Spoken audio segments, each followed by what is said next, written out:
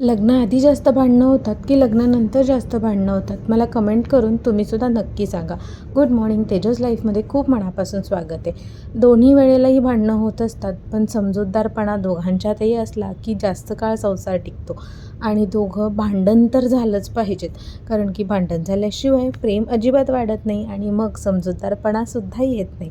So मला तर असं वाटतं भांडण झालंच पाहिजेत आणि भांडण ज्या दिवशी होईल त्याच दिवशी ते मिटवलंसुद्धा पाहिजेत, तर अजून जास्त गोडी राहते.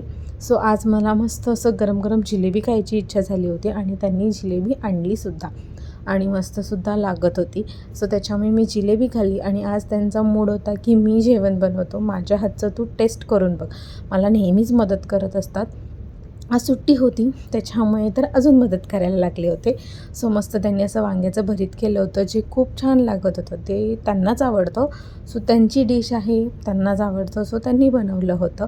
सो मस्त असं हसत खेळत आमचा दिवस गेला आणि खूप मजा येते दोघं एकत्र असलं की. सो असा होता माझा आजचा व्लॉग. कसा वाटला मला नक्की सांगा. बाय.